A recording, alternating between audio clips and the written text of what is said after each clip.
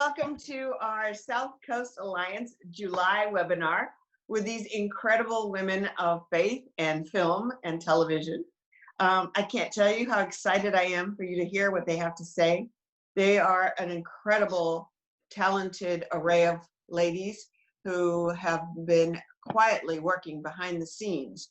You seldom see their faces in front of the television screen or the film screen, but they are the reason you're seeing what you're seeing when you go and watch a Netflix or or go to the theater or watch something on one of the other streaming networks.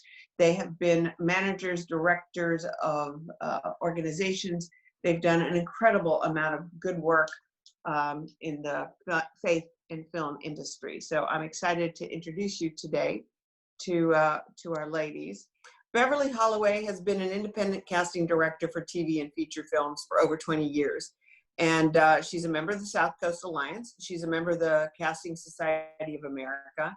And she has been behind some of the biggest names in films, including I Can Only Imagine, The Medicine Runner, Mom's Night Out, and An American Carol. And because of her, we saw those incredible actors do their thing in front of the screen. So welcome, Beverly. She'll be talking today about what the new casting environment looks like, what we as filmmakers can do to get better casting, and when we work in a collaborative way with casting directors. And so she's going to give us a few hints and a few behind the scenes comments about some of the talent she's worked with. Mona Garcha is a creative business and television producer, executive creative. I'm saying that wrong. She's a television producer and creative executive for over 12 years with such hits as 2.5 Men, The Big Bang Theory, Mike and Molly, and Disjointed. So she has an extensive experience about how television episodics work, and especially the financial side of television, which is a little different than film. So most of us have been more familiar with film. So she's going to give us some insights on what goes into making a hit show. How do you pitch to a secular environment where you're coming from a faith space? So I can't wait to hear some more of that. And then Kim Anyawu is such a wonderful, beautiful name. She has 21 years experience in international communications brand development. And when she speaks, you're going to hear that beautiful English accent come through. She's from London originally, has been a trailblazer and through the conventional entertainment route. She's been known, she has a new company called Chemistry, K-E-M, which I think is very cute, Chemistry, and she's going to talk to us about the streaming side of things, what has changed, what's the new environment that we're operating in, and she's going to let us know how she handles the brand and talent from the faith side of things. Then we're going to talk to Michelle Duffy, and Michelle and I have known a lot of the same people for a long time, but now we're getting to know each other as friends and co-workers. So I'm really excited to have her on the panel.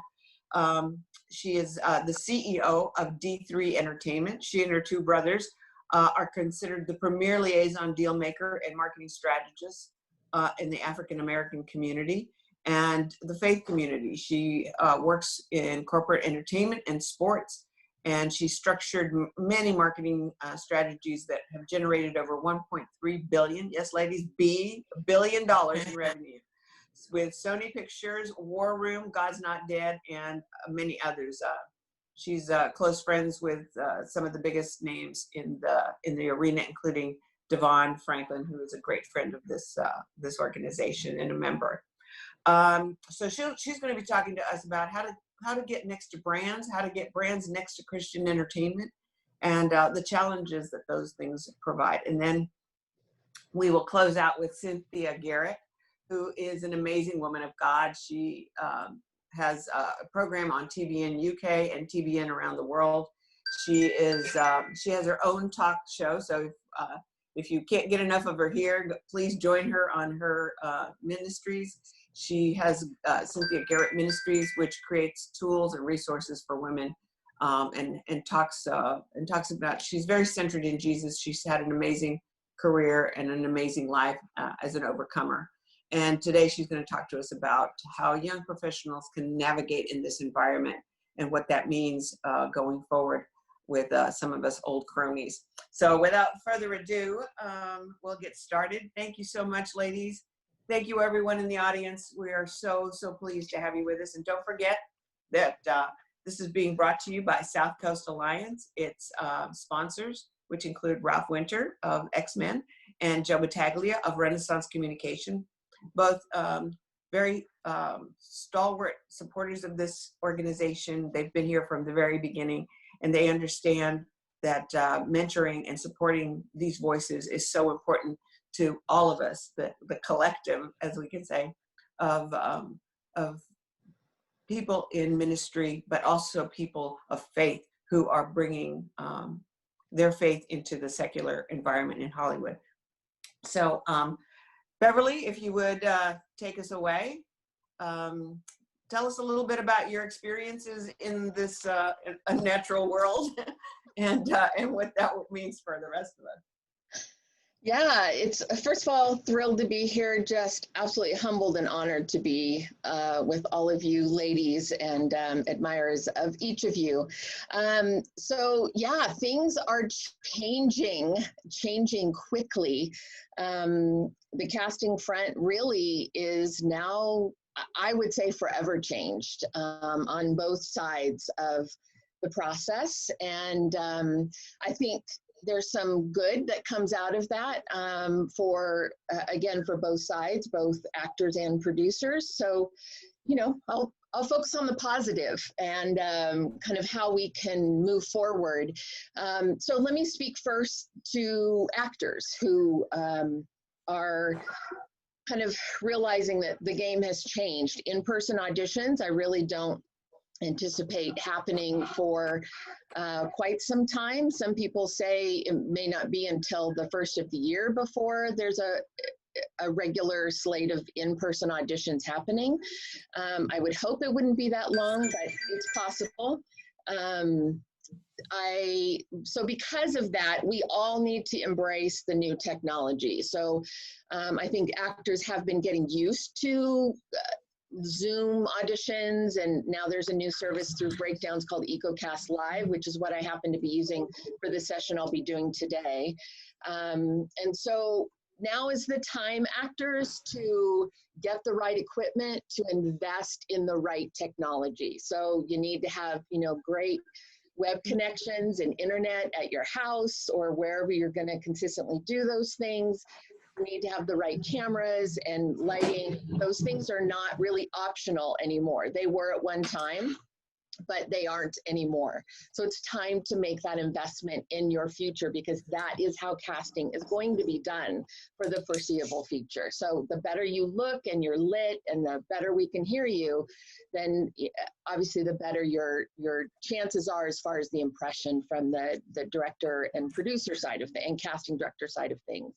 And also for actors, I think it's time to get creative. Especially right now while we're in, you know, quarantines and spending a lot more time at home. Some people are quarantining alone, some have roommates or family members. So I would encourage you to think outside of the box, because our previous box is just very different. So what do you have control over? What content can you create that just keeps yourself out there, keeps your mind going, keeps your creative juices flowing?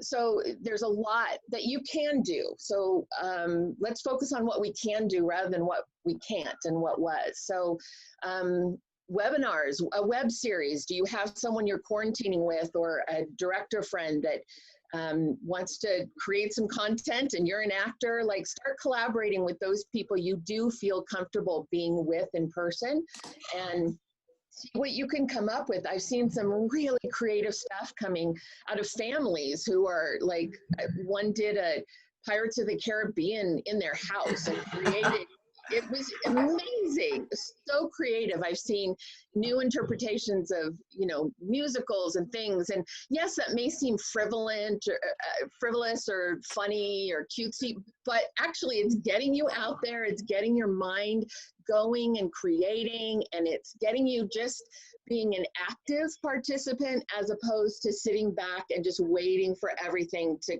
kind of come back to normal, whatever normal is going to be. And that's the question. We don't exactly know what normal will look like, but I say the script you've wanted to write it. Like, now's the time, write the script, write the outline, do the things you do have control over right now. Podcasts are a big thing. Podcast content is huge now, and I think it will continue to be, again, because everything is changing, and it isn't a temporary change. It's changed forever. The landscape has changed forever. So podcasts it's an evolution. Yeah. And Instagram Live, a lot of people have just gone to doing a regular live with maybe other actors or producers, directors Who are the people that might be of interest? Again, if you get 10 viewers, that's fine. It's as much for you as it is for anyone who might view it. It's you thinking and being creative and staying sharp and really honing, practicing. And it's also you getting used to the technology and being really comfortable with how that works and all the different platforms. So from the actor standpoint, those are the comments that I would have.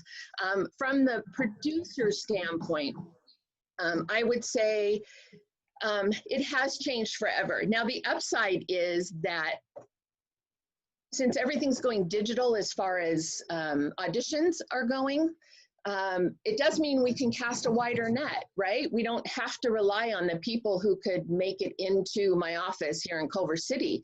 We can cast a net as wide as we want to, and get auditions from all over the place. Now, there's always a budget issue when it comes to, where you can hire people from, and can you bring people in from other markets and things. But you may fall in love with someone who is in Iowa because their audition was amazing and decide you want to bring them in from Iowa. And that's someone you may not have seen prior with the traditional setup of, coming into the casting offices. So we're going to be casting a much wider net, and it does allow us to see all kinds of people, which is great. And as a casting director, what it does mean for me, and this is the big benefit to using a casting director, which is I'll go through the hundreds and hundreds and hundreds of video auditions that come in, and then be able to whittle those down to the ones that I would show to, directors and producers that I'm working with, because it does mean more volume. But I love that personally. I love being able to see more people, and I love being able to watch them at 3 in the morning if I can't sleep at night. Those are some upsides to this new world, this new technology. As far as budgeting, the other thing I want to bring up as far as producers is, as far as budgeting for talent or getting A-list talent or bringing that upper level talent to your project, the first and foremost, I want to say you have to budget for it. I know sometimes in this faith arena, we get this idea of like, oh, well, so-and-so did a faith film, so of course they'll do my film for less, or so-and-so is a Christian or a person of faith. So yeah, Chris Pratt's going to do my faith film because he's a Christian. Well, I'm sorry, Chris Pratt's not going to work for no money because he's earned the right not to have to, right? Out of a show of respect for what he's earned and where he's gotten himself, we shouldn't expect that. So sometimes our budgets are our budgets. So, if your budget is 5 million or 10 million and there's a finite amount of money, then sure, make the offer. Maybe they'll connect to the material in a way and they're willing to find a happy medium. But you need to build in those budgets and not expect that these actors are going to work for less or no money or do it as a ministry. just because of the content. That's probably the most difficult conversation I have when I'm starting to work with a producer and director is you can't come to me after you've budgeted no money for your lead actors and then like, why can't we get this? It's like, well, we needed to go back a few steps and budget it initially and just be mindful of that. You know, yes, we can get people who love the content so much, or it's a role they haven't done before, and so it's a challenging opportunity for them. So they'll say, you know, sure, I'll do this independent film because it's a great role, or, you know, whatever the reason is, but they're not going to do it for free unless you're their best friend, which Yeah, I think you bring up such a good point. So many times when I get scripts or projects that people want me to weigh in on, they budget for the cost of the production, but not the cast. And I say to them, look, if you were going to get married, you'd want a great dress, a great cake, and some flowers, and the audience is all wonderful. They'll come. But if you don't have those three things, it's going to be a different kind of a wedding, right? It's going to be a low budget wedding.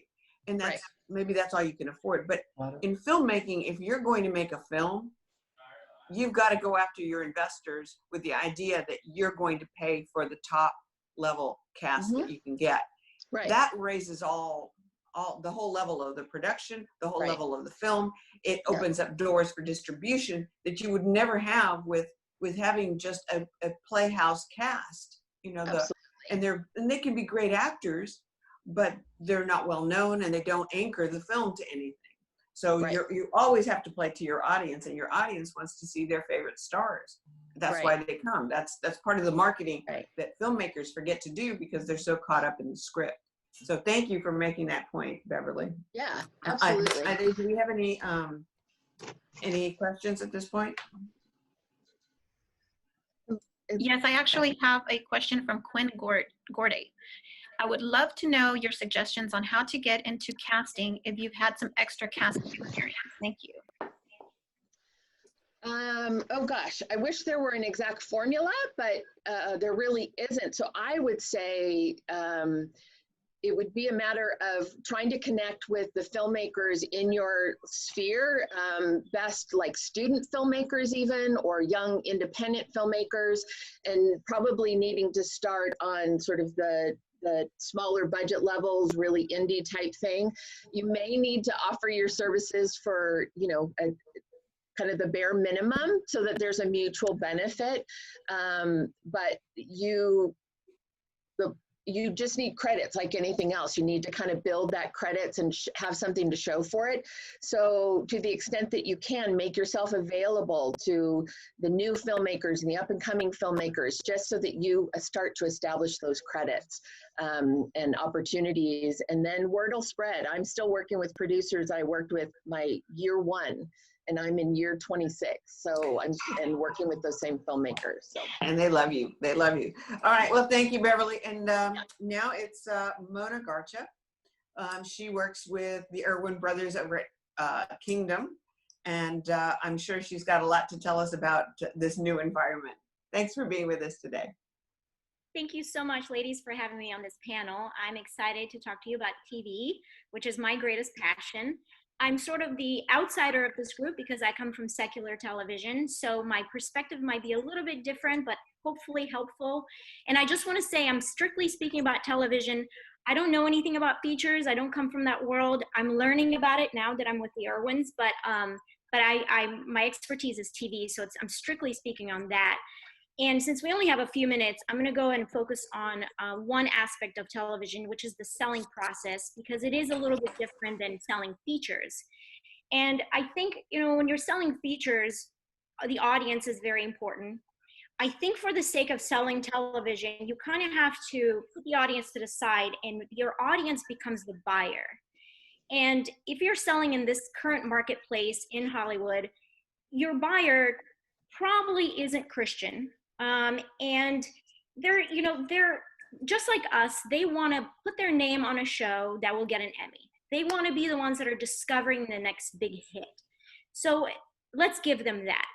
And in my opinion, the way that we give them that is by creating stories that are universally relatable, creating characters that are universally relatable, and try to put the faith component that we're so used to, especially on the features, the faith is front and center.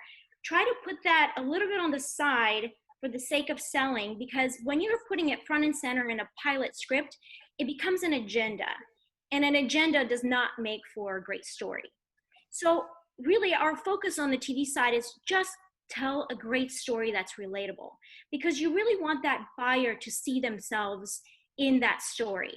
And I want to touch on something that we talk about a lot, which is diversity. Diversity is very important, but I think we need to kind of think outside the box of what that means. Because it's not just about different races and cultures. In my opinion, let's also think about different time frames in someone's life. So I'm going to take me as an example. Let's say I'm the buyer. I'm a Christian woman, single, living in LA and dating. Very, very different. So when I get scripts that are about, male pastor who lost his wife and now he's raising his kids by himself, or a male musician who went through all kinds of things and now, he found God. All those are great stories. Find a way to put me in there somewhere so that as the buyer, I go, oh my gosh, I'm being represented. I love it. I love it. I want to put my name on the script. And I think that's sort of missing. And here's the thing, and I'm speaking to myself as much as to everybody on here. We live in a bubble, and the bubble is very, very great. It's safe and it's cozy in here. And the problem is we're not selling to the bubble. We're selling outside the bubble. So we got to figure out a way to marry the two worlds. And that's been my greatest really challenge, but also joy, trying to kind of marry the two worlds and trying to say to the community outside the bubble, like we all want to create hopeful, inspirational television. We're all on the same page here. And to me, the way that we can do that is try to study the marketplace, study the world, read everything, read Deadline every day. I know it's painful sometimes, but read it. Read Variety. Keep up with what's going on in the marketplace. Yes. See who's selling, see what they're selling, and please watch everything. Do you know how many shows I watch where I'm like, I would never normally watch this, especially as a Christian. Sometimes I'm like, I'll watch 10 minutes, but at least I'm aware of what's selling. Because what's happening now, like Beverly was saying, the marketplace is changing so much daily now. It's changed so much since my last in-person pitch. So we want to keep up. And I have to say that the content is very elevated. And unfortunately, I feel like in our group, we just haven't leveled up yet. Now, I want to say that in this group, we have what it takes to have the next big hit. I know it. I know it for a fact. We as a group can have the next This Is Us. It's just a matter of like, think a little bit bigger, a little bit wider, get to know the marketplace, and let's not stick to our little bubble. And I'm talking to myself as much as I'm talking to everybody else, because it's nice and comfortable in here. I want to address real quick writers and producers. So for the writers, it's tough because the challenge for you as a writer is your competition is pretty stiff, and you're competing with seasoned TV showrunners. And with our deal at Lionsgate, I'm pressured to bring the best of the table, and rightfully so, because Lionsgate and us, we were not going to sell just a great idea. There's got to be a package put together. There's got to be a great script. There's a lot of elements that have to come into play for something to sell, especially in this crowded marketplace. So if you're a writer trying to crack through, here's what you have to do. You have to write the script that the whole town will fight for. And how do you do that? Is by creating universally relatable characters, diverse characters, universally relatable stories. Write the script that everybody will fight for. And I know that we can. I have faith in that. And I'm going to end it on this for producers. I get a lot of pitches and ideas sent my way from independent producers. And I've had a lot of doors close in my face over the course of my career. And I don't want to be the one that's closing the doors in someone's face. So I try to be very welcoming. But you have to realize when you're a producer sending me a pitch, you're really not sending me a solution. You're kind of sending me a problem. So if you're a producer with a great pitch, find a way to bring value to that. And what I mean by that is try to get a writer attached. I know it's hard because it's my daily struggle to try to get writers attached. But you'd be surprised how many writers out there really want to work with us. There's a lot of them that want to work with us. And so it's your job to find them. So let's say you're watching This Is Us and you see an episode that blows you away and there's 2 writers credited. Go on Facebook, send them a message. Don't pitch yourself. Don't send them your resume. Don't send them your ideas. Just say, thank you for a great episode of television. You inspire me. Because what that creates is it starts a relationship, and everybody gets these messages. It's not like they don't get them. I get messages all the time. And when someone reaches out to me from that angle, it just makes me go, oh, what do you do? Because writers, the ones that are working writers, they know that there's opportunity there. They're always looking for their next job. So they're obviously going to go, oh, wait, do you work for a company or you're a producer? So they immediately starts this relationship. But right now, we kind of don't have that. We have, I think it's like 2 showrunners in our team that are working on everything. And they're actually working showrunners. And everyone's like, well, I got, him attached to this. I'm like, well, you have him attached, but so do 3 other projects. So my point is, let's reach out there. Let's get ourselves out there, get those writers on board with us, and bring value to the table. So you're not just bringing a pitch, but you're bringing a pitch and a showrunner attached, or a pitch and talent, something that brings it value. So I kind of want to end on that I think in our group, we have what it takes to do that. We just have to do it and really level up in everything that we do. Bring value to your script, bring value to your acting chops, keep studying. If you think you have a great script, go back to it and make it better. Because the competition is stiff, but I know that as a group, we can do it. Right. I so agree.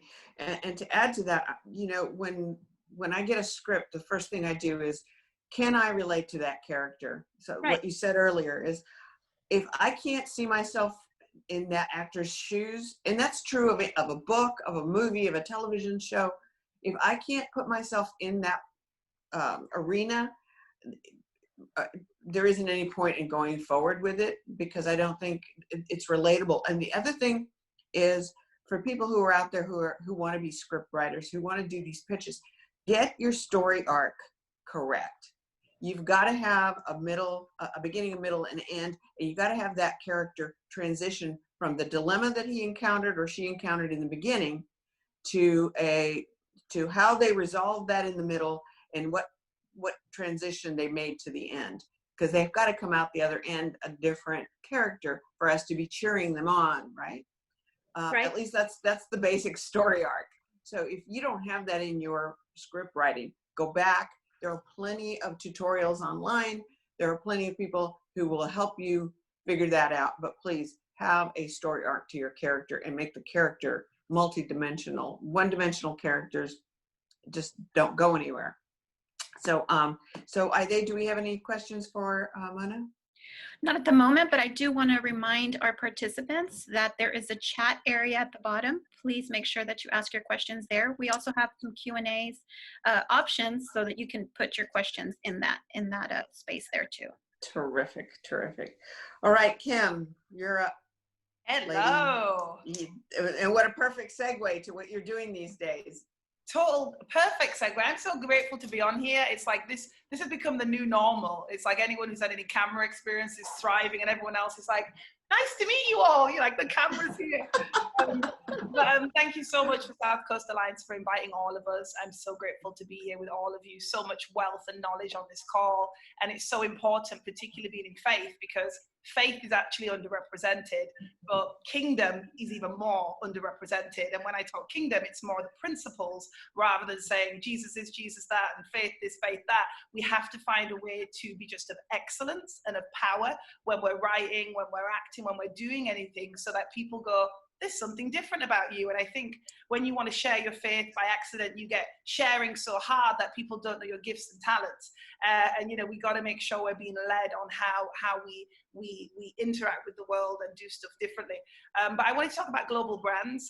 Obviously, coming from a talent management position, the head of talent at Inspired Entertainment, we had to make a lot of changes as it pertains to our model and how we do business. So just know, actors and actresses, we're all in this with you as managers and agents and, creators. Like, everybody's feeling the same kind of pressures. And that's why it's important now more than ever to really know your brand. And people use that word all the time, they throw it around. But for me, I believe everybody has a brand. And the sooner you find that out, the more productive and effective you'll be, because there's other things you can be exploring for different revenue streams. So when you think you're an actor, an actress, and you're brilliant and you studied at the best, institution, and you've got great credits, right now there's still going to be limited ways for you to work. So it's more important than ever to really go, who am I, what I'm about, why do I do what I do, what's the mission? When people say, oh, I'm a singer, that's what I'm called to do. I'm like, no, that's your gift, what you're called to do. You might be called to love, or you might be called to, challenge, people's opinions on certain topics that are controversial. Like, you can't just say that your gift is your purpose. So, people talk a lot about purpose. I'm not going to go down that lane, because I just believe everybody's a brand. So if anyone can do anything from coming off this call, it's to consider what they're supposed to be doing, not the vehicle they used to do it. And a lot of actors and actresses are feeling a little bit kind of left behind. If you don't have an agent or manager, you're finding yourself in a place where I'm really crippled now. And that is not true. It is not true. There's things you can be doing. And I love what Beverly was saying about creating. We're all in an equal playing field now. When this first hit, I was like, oh, great. Everybody else in the world's going to know what it looks like to live in faith, because this is my life, right? So, don't feel like you're the only one going through this. There's some practical things that you can do.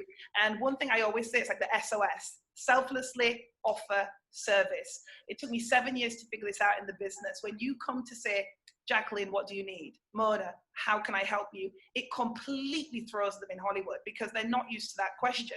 If you call your manager today and say, listen, how can I help you? I know it's changed for you also.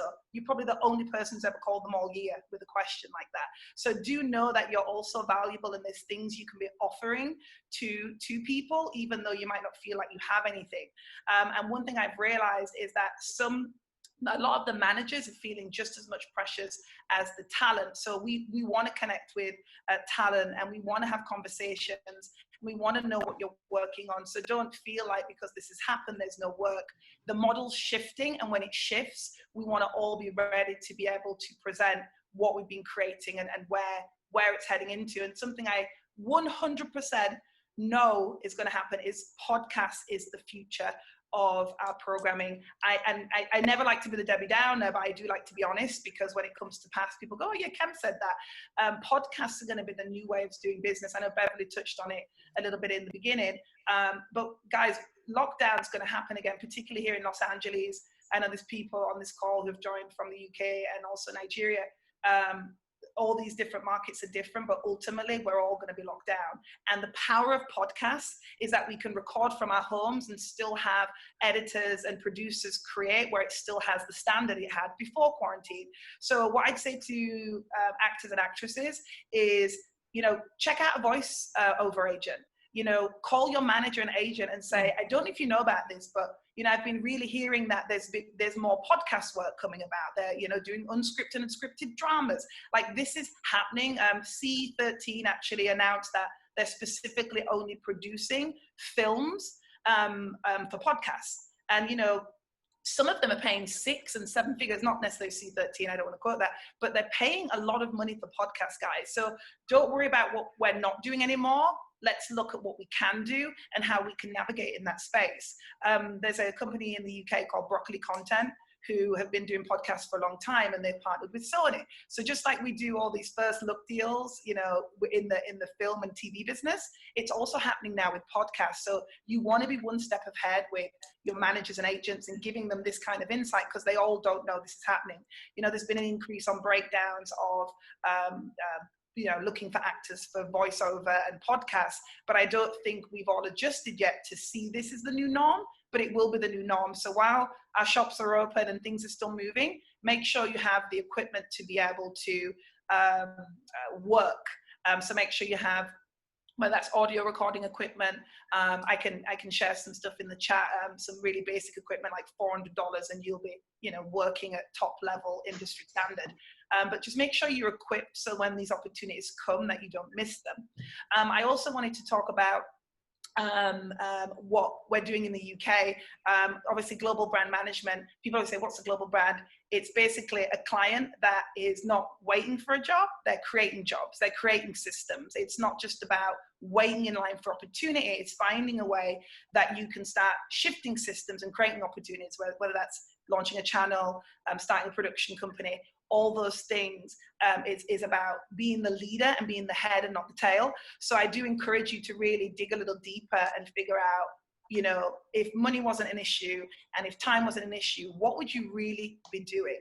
And sometimes when you answer that question, you'll find out, you know, whether you should be doing what you're doing or not, or whether you need to start a new career path, which is totally fine. But if, like me and the women on this panel, you are really passionate about faith content, you're really passionate about writing or producing or acting, you really need to go a little bit deeper, because it's time for us to be the head. It's time for us to come out and be creators. The world needs inspirational content. The world needs hope. The world needs something to look forward to. And we're on this Zoom call figuring out how we navigate in this climate. We've actually been functioning like this for a long time because we've been the ones that have kind of been on the outskirts of the business. But now a lot of businesses, you know, you'd be reading it on the Deadline articles. Some companies are collapsing, some of the biggest names in Hollywood. So for me, I'm just like, I'm ready to take on that work, because we've been fighting and pushing to infiltrate with more cleaner content, more inspirational content, but content of excellence. And I love what Mona says when she says secular. We don't even want to use that word anymore. Like, we're the deal, guys. We have, you know, the best writers. We have the best people who shoot. We have the best producers. We have the best actors and actresses, but we're not seeing budgets that reflect our excellence. So we all have to step it up a little bit here. And, you know, when Beverly talked about producing stuff online, just do it in excellence. Do it in excellence, and people will want to know who you are and what you're doing. And let me just look down at my notes to make sure there's anything I really wanted to make sure I brought in. Yes, so in the UK, I'm definitely looking for people who have, whether that's scripts. Don't worry if they're not in a podcast format. That is a whole role within itself. So there's editors that specifically take the script and make it into an actual podcast friendly production. So obviously you've got your regular script outline, but they have people who actually transfer it. So don't try and write one for podcasts. Write how you write and let those pros do that. But there's going to be a massive rise in that. And one thing I'm doing with my UK clients is we're looking for constant content that speaks to the BAME demographic in the UK, which is Black, African, minority, ethnicity. Very long word. In America, it's African American, or but we like to be PC in the UK. But we're looking for content that's telling stories that are in a reflective, positive light. So if you have anything that you think would be a great podcast, we're definitely interested in seeing that and reading that. It is a very similar kind of restricted business, like with film producing, like who wrote it, who's your talent. But I really believe, guys, we can't be worried about that at this particular time. We just have to do the work. And it's very interesting that we're reverting back to the radio days. Yes. Yeah, I mean, some of us are old enough to remember a few of those radio programs that Bob Hope used to do, and you know, Jack Benny. Those are really old names. But they were like my parents' generation, and they were, quote unquote, the podcasters of their day. They were doing theater over the radio airwaves, and that's kind of where we're coming back full circle again. So 100%. One thing I did want to ask you is, where do you find your audience? If you want to create a podcast, how do you find that audience to follow you? Is it similar to any other social media that's out there? It's the similar. You're still fighting with that whole who wrote it and who produced it. So we still come over that, but we know that there's no rules in the business, but you have to follow all of them to get there. Something Michael always says to me. You know, we can't worry about all that. We just have to produce it and be of excellence, because no one route is the same. But as far as finding your audience, if you have a large following on social media already, it's easy to transfer that into podcasting. Like there's a smaller platform called Anchor, which most of you on this call would have heard about.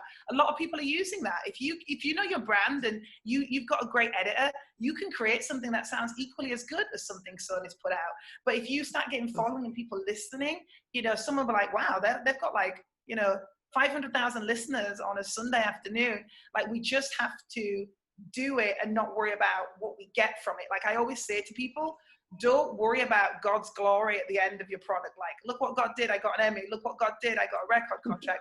No, you have to enjoy the journey as you build your character. And as you see those magic moments and those doors open, that's where the glory is. So we have to be careful that we don't become obsessed with results, and we just walk out in faith as he leads us and as he connects us. And that's another thing I want to say is be open to collaboration. Yeah. There's nothing more powerful than bringing people together. By accident, we all want the job. We all want to be the production company who gets it. It might take 4 production companies in this season, but be open to share and be open to give, because those people are going to have a huge blessing on the other end of COVID-19. Well, thank you. Thank you so much, Kim. And that leads us now to brand. And what does brand look like today? And what does branding look like going forward within these very important segments of audience? Now we're talking about podcasts, and we're talking about social media, and we're talking about films and television. Michelle, tell us how to weigh in on all of that. Well, thank you, ladies, so much for having me. I'm just going to backtrack a little bit to what Kim said, because it blessed me so much. Like, one of the laws of success is to always do more than you're paid for. That's how we have become successful. So Kim said, selflessly offer service. And that's always been our motto at our company, to go above and beyond what the check is, because at some point you'll be getting checks that are more value than actually the work that you're doing. So start out with always doing more than you're paid for. I just had to throw that in. Kim, thank you for that. So when we talk about branding and how do we attract corporate clients to our product, our product must be competitive. That's the first thing. The quality of our work, the story, the presentation, the rollout. Corporate brands don't have sympathy, and you guys forgive me for what I'm about to say. Well, actually, don't forgive me. Take it and love it. But corporate brands don't have sympathy or pity on our community just because we slap a cross on it, pray over it, and have CCM pop songs on the soundtrack. Subpar work, poorly written scripts, horrible production and direction, bad acting, and unprofessional pitch decks do not draw in corporate brands. Hey, that's what it is. But you know, really, if I had $1 for every email or website inquiry that says, hey, I have a script, or hey, I have a song, or hey, I'm a singer, or hey, I have a new brand of lipstick, and then when we try to lightly inquire, I mean, you know, send us a pitch deck. Well, what is that? Well, I mean, you haven't even shown yourself a great steward because you haven't done the work, you haven't done the research. You got to be a good steward, and you have to study to show yourself approved. So that's the first part of it. Our product has to be competitive. It has to be. And when I say competitive, I'm not comparing it to secular or mainstream presentations. I'm saying it has to be up to par. We as believers and people in the faith community, our offering should be superior. That we should take pride in what we present. We should want ours to be next level. It can't be sloppy. It can't be, we'll just take it. One of the #1 movies at Lifetime for the past 3 years running is the Clark Sisters movie, which came out April of 2020. It's a 100% gospel branded movie. And it's the highest rated movie at Lifetime in 3 years. Yeah. The brands that attach to that particular product are because of the excellent production, the excellent quality, the superior soundtrack, the way it was written. And as you said, Kim, it took several production teams. It took lots of writers, excuse me, to pull it together. It wasn't just, hey, I have an idea. I'm a woman of faith. Let me just write something that is covers the Clark sisters, life history. No, it was passing it down the lines, allowing people to read it, allowing the script to get kicked back several times to make sure that what was presented to Lifetime and what was ultimately presented to us as consumers was stellar. We always take offense for some reason, which is completely not of the faith mindset of a believer's mindset, because offense is not something that we should be taking either. But we get offensive when someone says, you know what, this is not right, take it back, do it over. Let me redline all of this. This sucks, for lack of better words. I mean, this sucks, like send it back. But we have to have tough skin in this business, and we have to always present above par. And then people will still redline and send things back. But it's for us to step up to the plate, step up to the challenge, and be able to walk in the critique that's given to us. To get brands interested, I mean, presenting factual data to brands, the fact that we have 43 million African Americans in the United States, and we are the top consumer of entertainment products such as movies and television. Hispanics and Asians follow that. Brands know this. They understand that America has been browning. That's, I guess, the PC way to say it, but it's been browning for many, many years. And so they want to market products to a brown culture, to a diverse culture that looks like what the world looks like. And the content that we present to them has to cater to everyone. So when we're writing scripts, when we're casting, it has to be legitimate placement of a cast that looks like the world. I notice a lot of films that I see, especially on the faith side, don't necessarily cater to diversity. Now, the message is universal, a message of faith, a message of hope, a message of love or inspiration. Well, that's colorless. So yes, I can embrace it.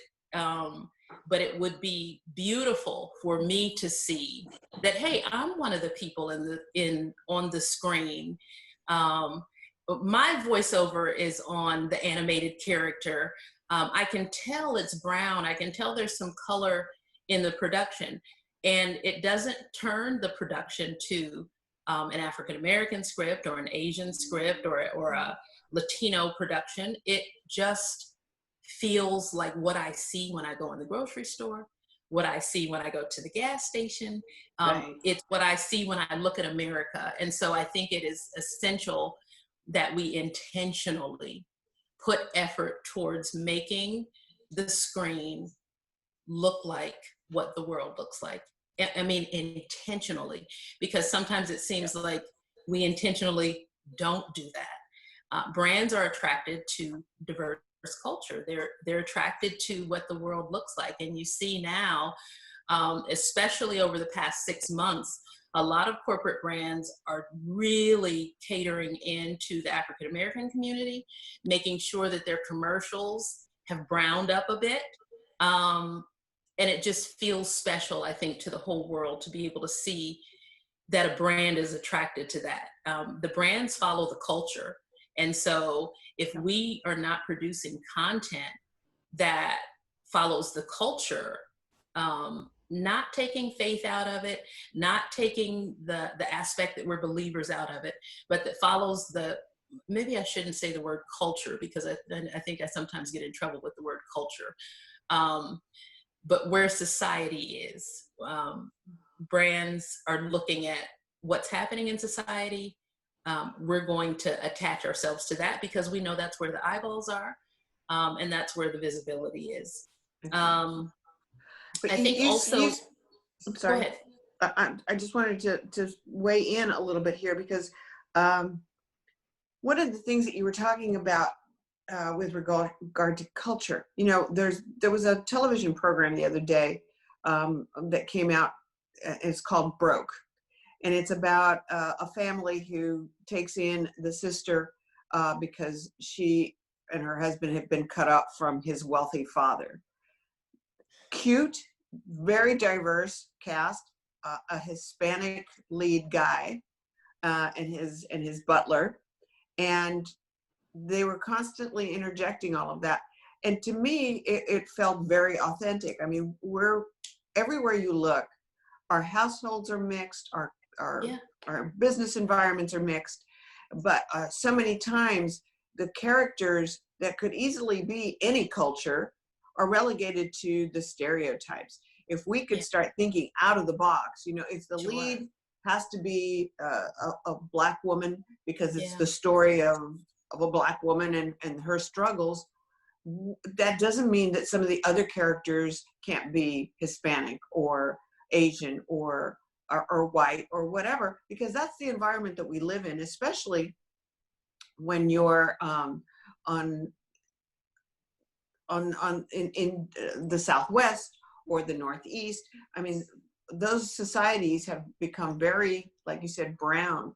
All the cultures have integrated, and that's the beautiful part. It's not so siloed anymore. You can have that flow going back and forth and appeal to those brands that you're reaching a multicultural audience, because that's who's buying your products. So I thank you for pointing that out. I think that's a very big deal when script writers are down trying to create characters. Keep in mind, who do you deal with, and put them into the storyline as well. And Jackie, let me just say, in closing this segment, we also have to be wise enough to build teams around us that elevate us as CEOs and executives. We're only as strong as our teams, and we have to have young, fresh, motivated, eager individuals around us that really are in tune with the trends, that are in tune with social media, that know how to execute things possibly better than us, most likely better than us. The older I get, the younger my staff is. Yeah. And not be afraid of that. Like a great team builds what your offering is so much better than you trying to do it as a island unto yourself, someone who can't be taught and can't be learned.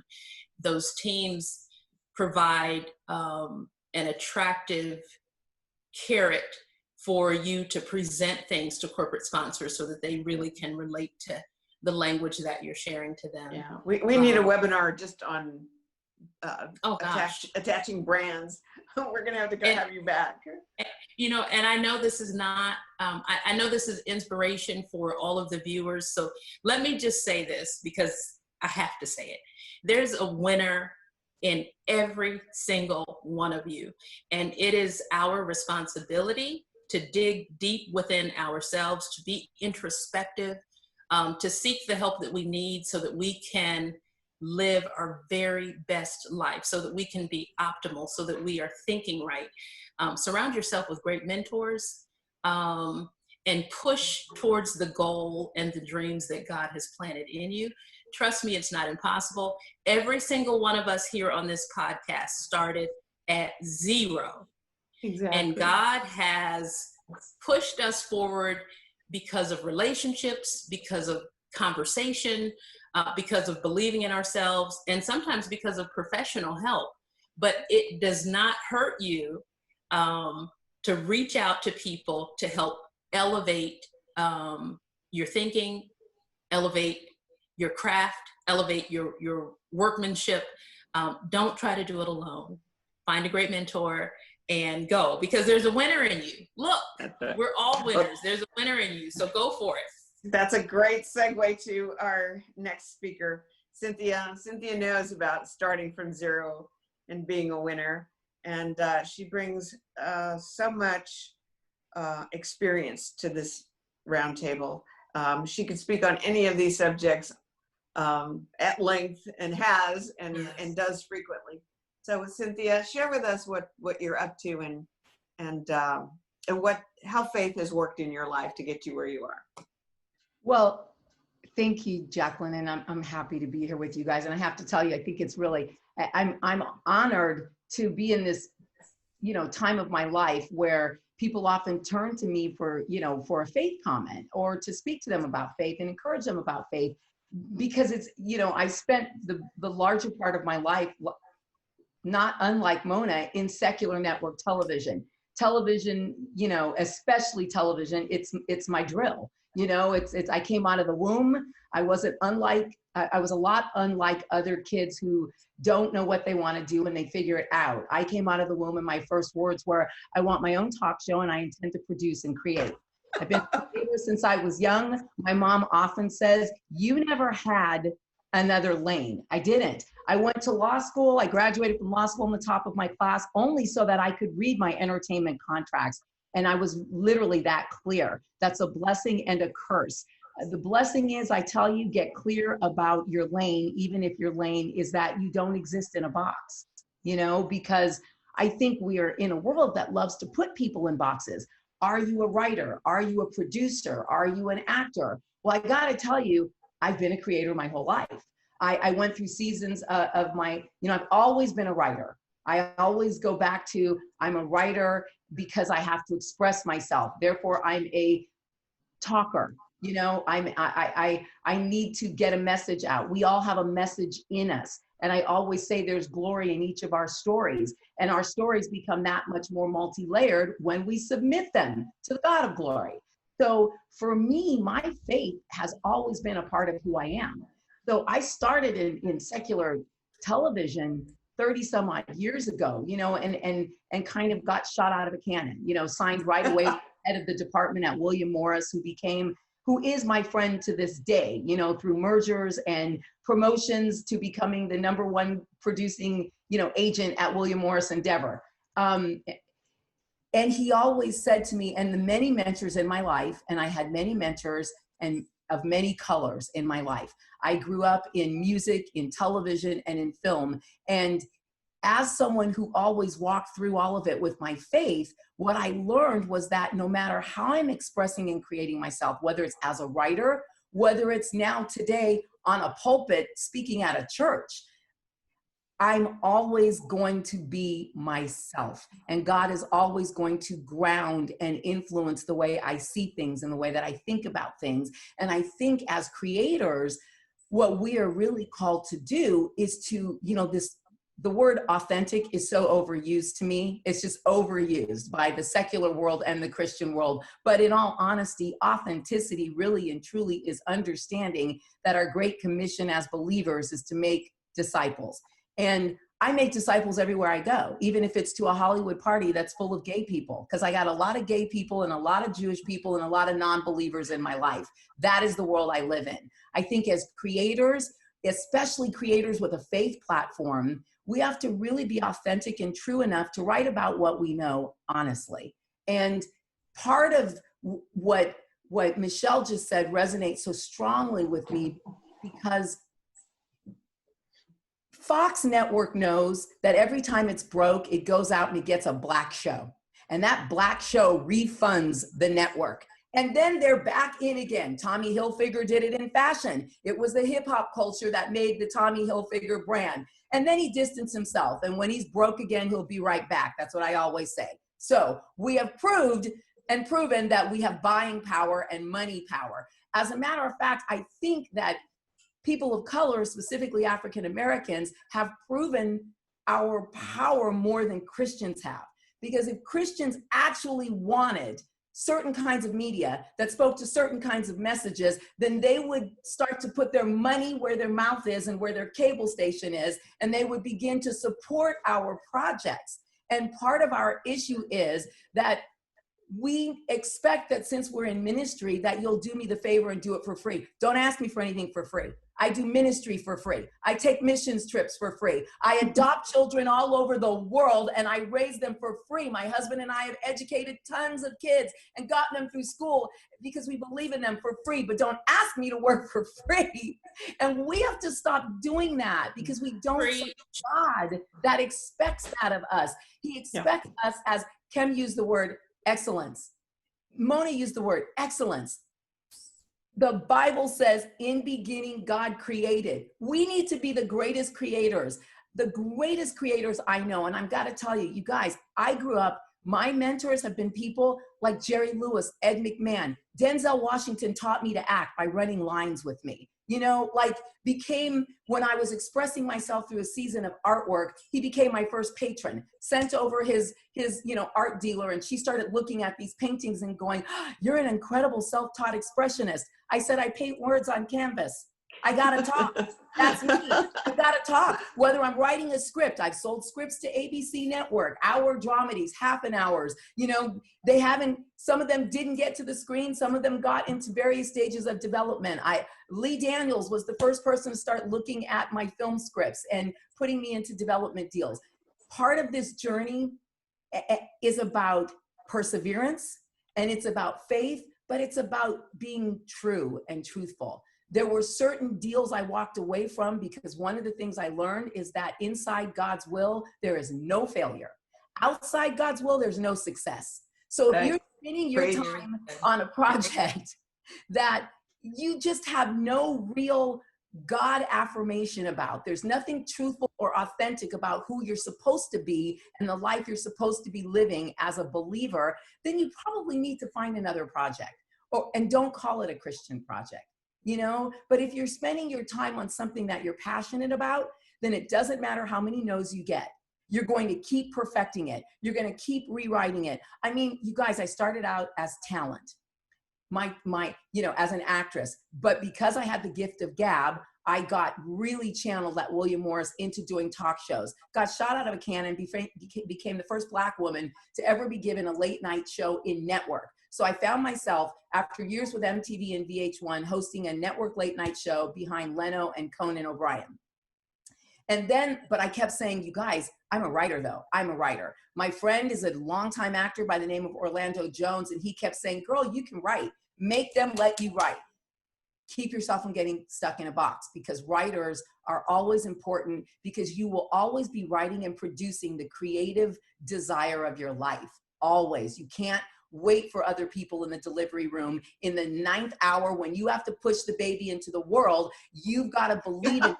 You have to have workshopped it. You have to have taken advice. Getting on webinars like this and listening to other women who do the various things that are responsible for you getting that dream you're trying to birth into the world is really critical.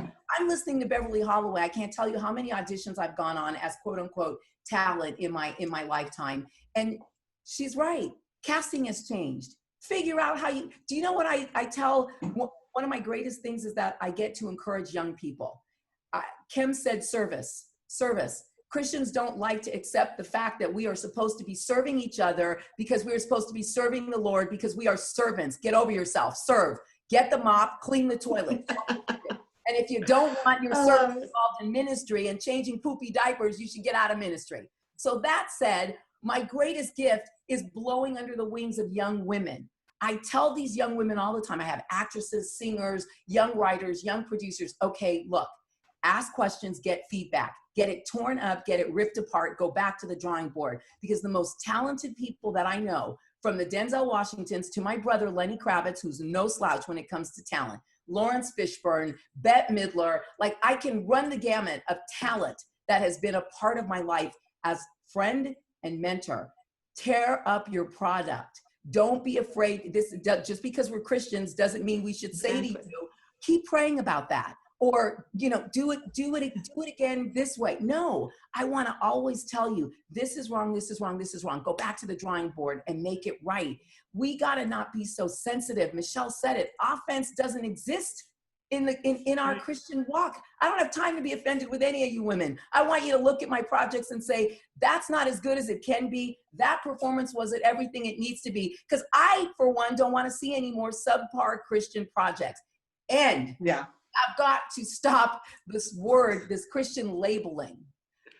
The greatest film I always quote to people is Chariots of Fire. Chariots of Fire is a film, if you're on this call and you're a writer, producer, or actor, cinematographer, DP, or film composer, you need to watch this movie because it won just about every Oscar the year that it came out. It was never marketed as a Christian film. It was never marketed as But it's a great faith film. It's filled with inspiration and an authentic yes platform for what God wants for that person, how he turned to God, how it was a part of his life. It wasn't like, oh, you should believe because. No, I believe because this is who I am and this is how I live my life. And if you could exemplify that in a film, then you're going to get other people who say, oh yeah, I turn to God in that same way. You know, it's all about identification. And we're running long here because we have so much good information to share with everyone. We want to take a couple of questions if we can, and then Isaiah is going to talk to you a little bit about what South Coast Alliance is and how you can be a part of it, how our membership is a community for filmmakers that can help you do all of the things that these ladies do, because most of these ladies have been with South Coast Alliance at one point or another, and have done great things to network with our members. And but anyway, we'll leave that to the end. Please, Isaiah, give us a couple of questions. Okay, we'll have one question because we're in time constraints, but there's a question here from Kylie. To any and all of the speakers, if you have advice back then or just before achieving success or significantly breakthrough, what would it be? Figure out who you are. And know what your no's are and know what your yeses are, because this is an industry, I'm sorry, it is controlled by a different agenda than the one that we walk in. And since you can't legislate righteousness, you have to figure out how to be the light that shines in the darkness, because compromise is offered very easily. And I could write a best-selling book about the Oscar-winning actors that offered me compromise in the middle of auditions and all the agents that would happily sign up to pimp you. So figure out who you are. Yeah. Yeah, I would say just you know, keep the Me Too movement has been so successful because we as women have always encountered these jerks, and sometimes the jerks are women. Let's be real. But when you know who you are and you know whose you are, you have that ability to say, you know what, I really want to make this film. I really want to be in this part, but nothing and no one can compromise my principles. And, you know, I'm just going to have to say no and thank you and walk out. And you know what? Enough people do that, that individual will be shut down because they can't succeed with people who turn their backs on them. So having a commercial for the women's movement here, because I've always been a big advocate of that women do all the heavy lifting. They look at this panel, look at the talent in this panel, look at the success of the women in this panel, and oftentimes, you know, we've been told in the boardroom and in other environments, just sit down and look pretty. I love that song. Don't tell me to sit down and look pretty. If you want me to show you how ugly I can get. To our audience, I'd like to say thank you for joining us today. You can download the webinar and listen to it again if you are a member of the South Coast Alliance. And you can join us by becoming a member at southcoastalliance.com. It'll give you all the information. We are a powerful network of Christian filmmakers and entertainment leaders, and we'd love to see you on board. Tell us a little bit about what they can do to get this webinar and how to join. Yes, absolutely. South Coast Alliance believes that supporting artist-driven creators and storytellers is critical to our culture. Each level of membership has a unique benefit designed to embrace your experience as a filmmaker, actor, producer, writer, or any part of the industry that you are in. Social distancing continues. How does that impact South Coast Alliance members? Well, it doesn't.